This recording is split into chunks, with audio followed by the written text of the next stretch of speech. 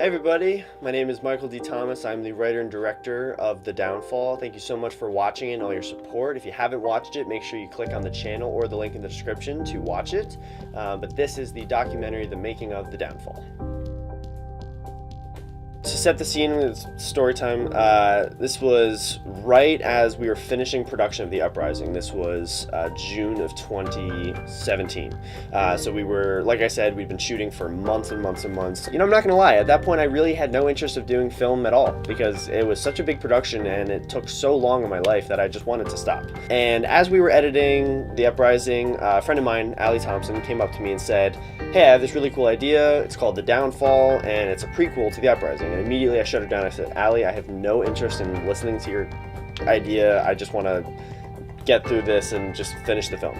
And then she kept coming back to me with the idea frequently. Probably 3 times she came up to me and she kept like diving into it more and saying like, oh, it could be a backstory of Ivan and maybe the lieutenant. And, like, as she kept talking to me, I kind of realized this is a really good idea and it has a lot to play with. And I started writing the script just for fun. You know, at that point I talked to Ben, who I knew I wanted to be the DP if we did the film, because at this point it was very much more of a myth project. We had no idea if we actually wanted to go through with it. So I was writing the script and I had so much fun diving into the characters again and really adding more depth to them, because in The Uprising it was more of just a simple war film. You know, it wasn't too much about it, but diving into the narrative more and actually making it more of a drama and more of a thriller was very, very interesting. And eventually I told Ben, I said, let's do this. I think we have the resources. I think we have the natural talent to be able to make this film the way it should be and to make it the best it can be. And immediately from that point on, we started on pre-production. So I think the first person after Ben was pretty much the first person. After that, it was figuring out a producer. And I went back to my good friend, Zach Miller, who is a very talented guy, and he's a independent filmmaker as well. And when I went to him with the idea, I said, you know, listen, I understand you're obviously not in the same town as I am anymore, but you obviously have talents that I would like to exploit, and I could really use the help. Would you help me out and be my producer on the film? And he was very overjoyed and said that it would be a very cool idea. Basically, my role as producer was to assist Mike in any way I could, which would involve, planning call sheets, organizing meeting dates and times and places to meet up for script read-throughs. We had monthly crew meetings where we dived into just the basis of what the film was going to be like, what the filming was going to be like, because for a lot of people this was a big step up for them. They hadn't done something like this before. We talked over our days with the crew, when we wanted to shoot, how we wanted to do it. We went over their job positions very well so everyone understood exactly what they were doing. I remember the first script read-through we had was in January. That was with a couple of the core main actors. Alright guys, so today is January 21st. I am on my way to a script read-through, the first one. I have all the main characters with me, but what we're going to be doing today is just talking the film, because this is our first time actually meeting, and we're just going to talk logistics and talk everything and go through the script, of course. So I'm super excited. And that was really, really cool for me as a writer and as a director to see the actors kind of bring their A game. Of course, working with Aaron for the first time and Josh for the first time, who, you know, both of them just blew it away. They completely blew it out of the park. Me and Mikey went through, we got 2-3 days of making the shot sheet. All in all, it was about 323 shots for the whole film, which, when it came down to actually filming, we found that we didn't use all of them. We changed some of them around, added some, got rid of some, changed it about. Alright, so we're here right now. It's kind of like a last minute location scout type of thing. We're filming in about 2 weeks right now. So I'm here with Ben, my DP, and we're looking right now at the training part of the film. We're trying to see what the best path is, to see like what works the best. You know, we're out here, it's kind of cold. It's not freezing, but it's a little cold. But we'll fight through it. We got a couple more locations after this one, and then then we'll see what we got and we'll work with it. So, you know, on to blocking. Oh, no, it's the other way around. David has to be here because there's more room for him to get tackled over here.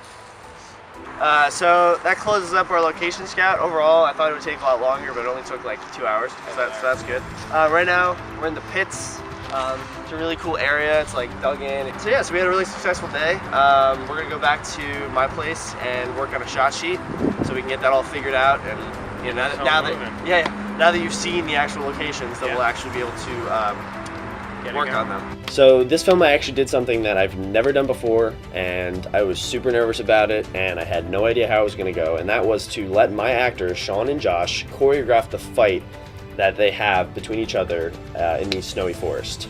So with the fight scene, me and Sean wanted to capture Ivan's emotional distress in that moment, considering the fact that David admitted that he was a part of the army that killed Ivan's mother.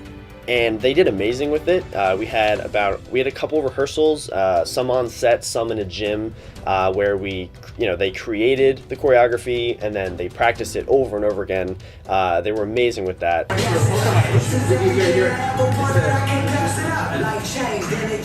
Alright, so we're here today in this lovely gym and we're practicing choreography. So they're doing their thing over there. And what they're coming up with is really brutal, really intense. It has to be a really emotional fight scene, and I think they're doing a really good job at it so far. We still have a decent amount to do today. She went pretty good. Me, Josh, we choreographed. We banged out the whole choreography in probably, like an hour and a half or so. So hopefully it'll run a lot smoother when we go to shoot it. So yeah, should be going pretty good. So the first initial thought was to have Ivan as aggressive as possible, constantly making the first move and having David in a very defensive position, backing up very often, saying, hey, listen, calm down, let's take a minute. And it just kind of goes to show you how, collaboration with your actors can really be beneficial, because, to give you some backstory, that scene where they're talking and they're eating dinner and then they start fighting, that fight was never in there. That was actually Sean's idea. He said, listen, I think that all this guy's been through, I think that he would 100% freak out on Josh, and he was right. It turned out great. All right, so right now it's 2:22. It's March 17th, St. Patrick's Day, clearly. So we're here at location. We're blocking the fight choreography that we practiced 2 days ago. And then yesterday we also had a rehearsal, so it was like 3 consecutive days we've had rehearsals pretty much. But they're going through the choreography, but they're doing a great job. They're nailing the choreography that we practiced 2 days ago in the gym. And yeah, so I'm excited to see the final product. So we just gotta wait one more week. So day one, going into it, we were all, I think, very nervous and very skeptical of how this was all going to work out, mainly because the first 2 days of filming were obviously during the wintertime. It was in late March. It was freezing, and I think we were all nervous about how it was going to go, mainly because of the weather. We had to shoot about 8 pages a day, which is ridiculous. It's so ridiculous. We should not have had to do that, but being that our such a tight schedule to try and get this done, and it's more of a passion project, we don't have the ability to schedule out an entire week. And we had about, I think, 40 to 50 shots in 2 days, which is ridiculous. I had so many people tell me, good luck, and we needed it because it was oh geez. There was a lot of snow on the ground, which caused a little bit of trouble with the white balance and all the glare going all over the place, which made things a little trickier than it should have been or could have been. It was cold, but it was very eventful, because that was sort of the time where the time where we have rehearsed beforehand sort of became a unit. It was exciting, it was rough, but it was good. Going into day 2, we had a bit of a tough pass, so to speak. We had to kind of work through what we had just done the day before and improve on it. I think turnover time was probably our biggest enemy, being that we had so many shots to do in such a little amount of time. And when it started, like, a little bit of rain or whatever, I was really concerned about the camera. I didn't want to wreck my equipment. Once it stopped snowing, we got to roll. We pushed through it all. We were all freezing and our fingers were just dead. Shout out to Josh, by the way, because he had to get his butt dragged all of across the wet, cold floor, and he put it up like a champ. He was just amazing. Rounded it out with some amazing emotional acting by Sean, again proving that he's just a real talent, and then some cool slow motion shots, and we actually ended 30 minutes early. So all that push through that we did and rushing to try and get done, it all paid off, even with the snow delay. So as you said, in April, we had a month off to sort of prepare for the next the next series of filming. 2 days before we started filming again in April with Aaron instead of Sean, I had just come out of watching Avengers Infinity War. But when I came out of the theater, I looked at my phone and I saw that Josh texted me, and he said that he was, Mikey, I'm so sorry. Fortunately, the plan sort of got derailed because of a family emergency of mine, and it sort of became very stressful because of all the preparation that went in and just something as so unexpected happening. And I just kind of froze, and I had literally no concept of what I was going to do. I was so beyond scared that I thought my film was just going to be dead in the water right in the middle of production. We said a lot of things to each other that we shouldn't have said, and we kind of just in the moment got very angry and stressed, because it's just, I don't know, we got very stressed and angry at each other. Eventually we came to a conclusion that we were able to get the film done because we only had Aaron for that select weekend. Kid's very busy, and we are only able to get him, being that he's volunteering for this film, for a very select time. In the film, there's this conversation between Aaron and Josh in the garage where they first meet for the first time. And we had to film Aaron's coverage on one separate weekend and then Josh's on another. So we actually cheated where we could film Aaron's coverage and then we just had someone reading lines off camera.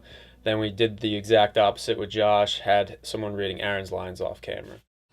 Hey guys, my name's Zach. I'm currently the producer on Downfall, and I'm just taking some time off set right now to talk about what we're doing. And right now we're just getting Aaron's coverage of the second scene in the film, and we set up a few lights, and it's going to come out really sharp. How Aaron's been doing? Yeah, he's been doing pretty good. He's very good with being a good actor, and he's adapting to Sean's charisma with the role that Mikey's going for, and he's very versatile in a lot of his facial expressions, and he can definitely live up to the challenge that Mikey has set forth for him. So I think he's going to do a really good job with it. But what kind of boggled my mind was the fact that although Aaron and Sean are kind of split half and half on runtime, on screen time together, obviously Josh and Sean have great chemistry and they have a lot of screen time together, but Aaron and Josh, there was only actually one day that they were together. The only face-to-face time that me and Aaron had was when I was training him. Aaron took that very well, and he's a very talented kid. The fifth day of filming was the scene in the garage, as well as the flashback scenes. Well, as a producer, it's pretty interesting to have your own cameo every once in a while. So it was fun to play as another part in the film. I got to be Prime Minister Liram.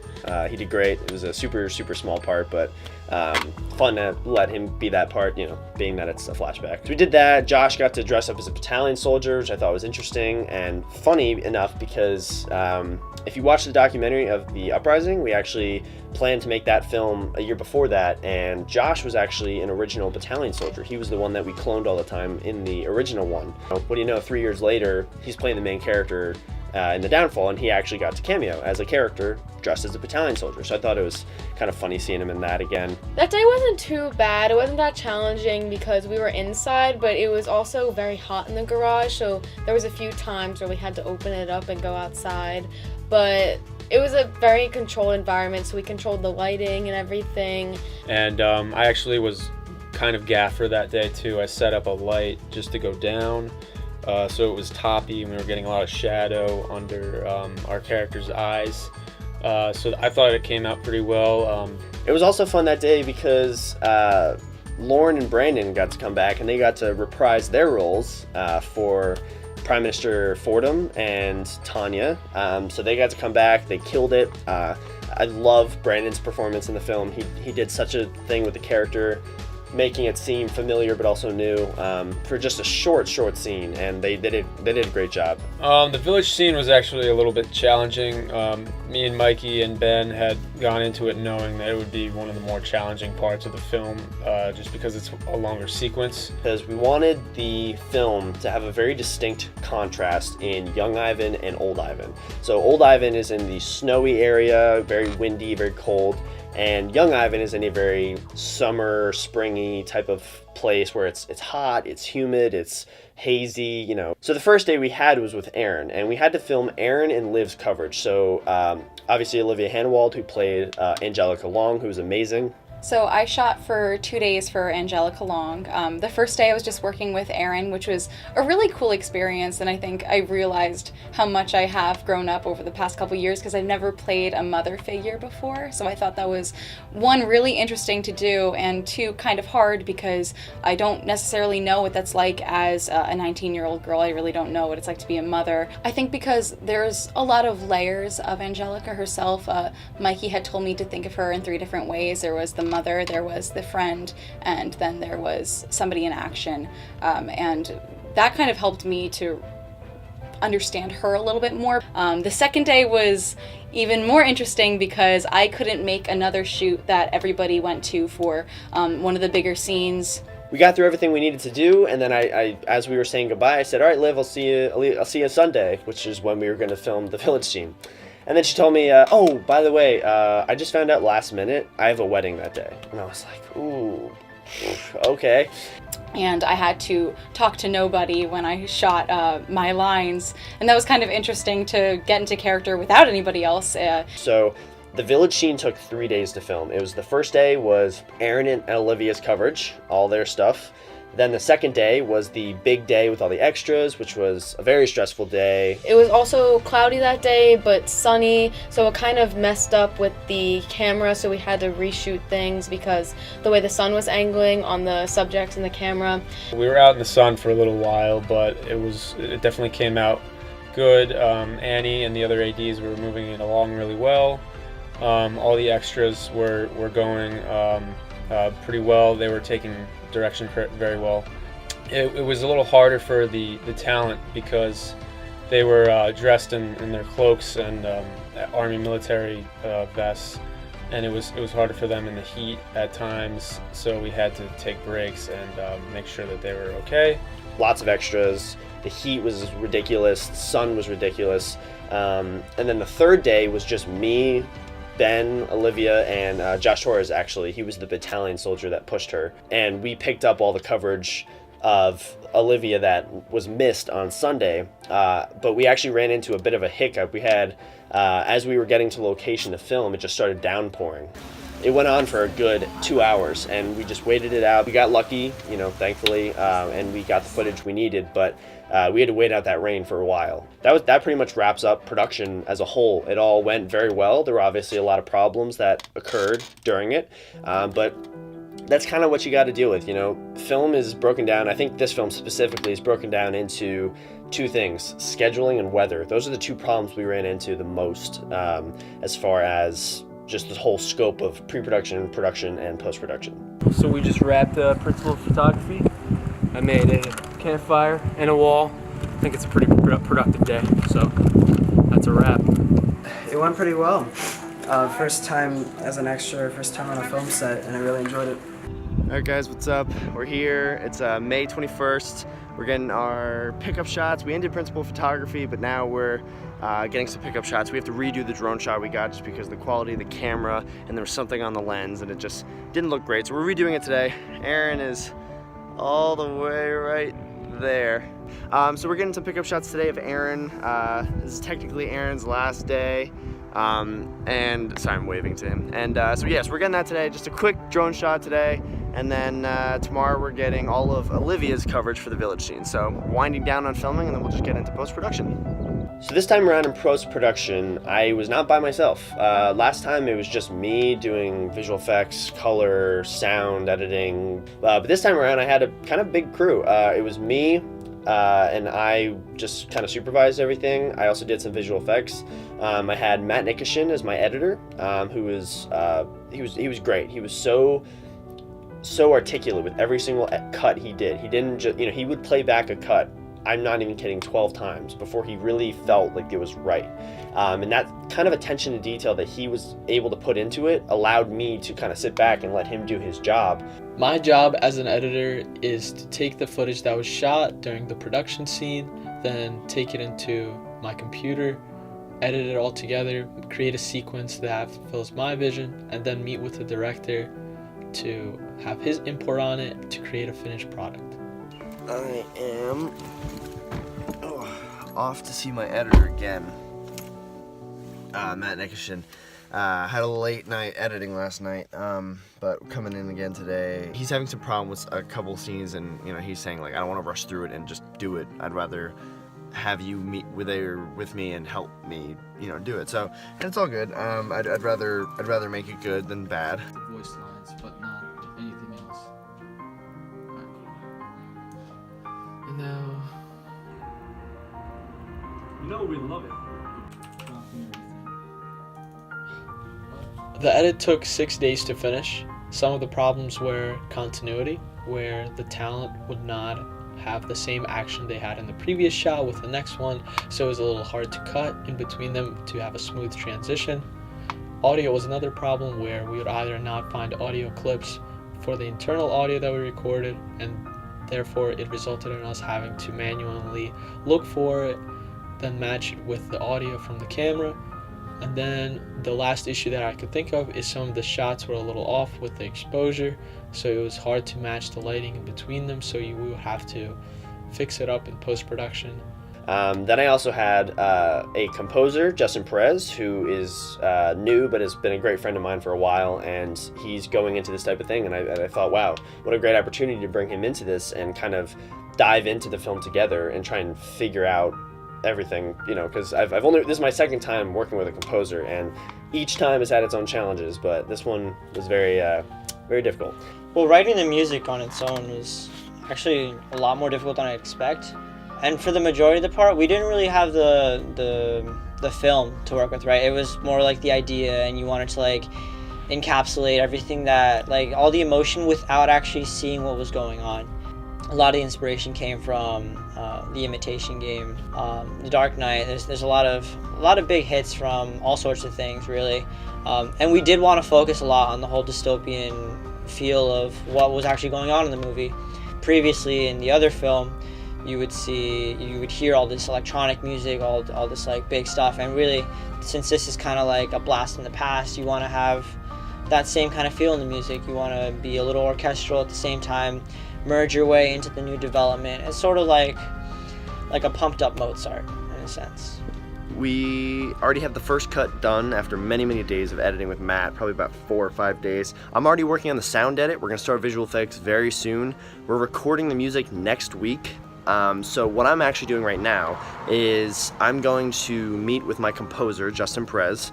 I met with him about a month ago to give him a general idea and kind of shape his direction, because he hadn't seen any of the film. He only got the film about 2 days ago. So he's pretty fresh into this. So being that we're recording next week, he has all of his ideas. He just wants to make sure that they fit my vision. So, I'm gonna go over there and see what he has, and then we'll just keep going from there. He's gone. He says, it's my composer, Justin Perez, working hard, trying to figure out recording next week. It's a process.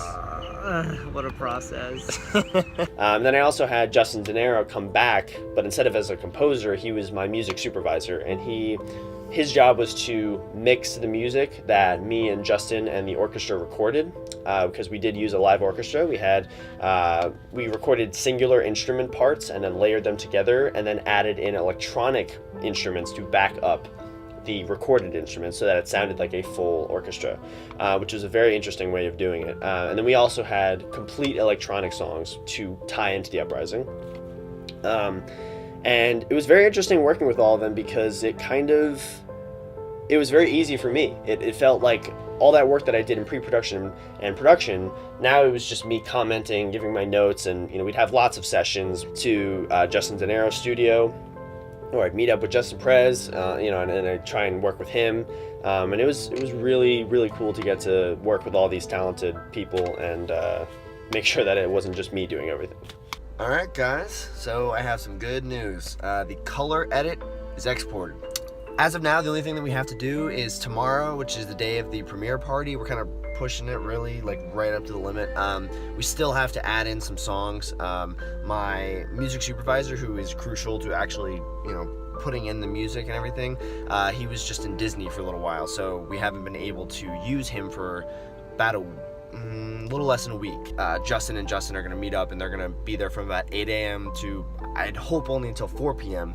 That way I have time to bring in the music into the film edit, export it, and we'll be good to go for the premiere party. And if we need to make any changes before the actual premiere on YouTube, we can. It's not mandatory. Like, whatever we give tomorrow is not the final product necessarily. I mean, if it is, great, we don't have to do anything, but it doesn't mean it's the final product. So I'm happy because the color edit's done. It looks great. Just gotta finish the music and then we're home free. Yeah, the viewing party was actually really fun. It was cool to see everybody get together again and get hyped to see each other in the film and laugh when everyone kind of came on screen and we were like, oh man, it's that person. And then, just Mikey really put together a really good film, and it was really cool to watch for the first time all together as a group, and everyone really enjoyed it. And I think Mikey did a great job with the film. All right, so good news. The film is up. It's finally July 6th. It feels like it's been forever. It's been an amazing year. A lot has gotten done. Obviously, not just for the film, but in general.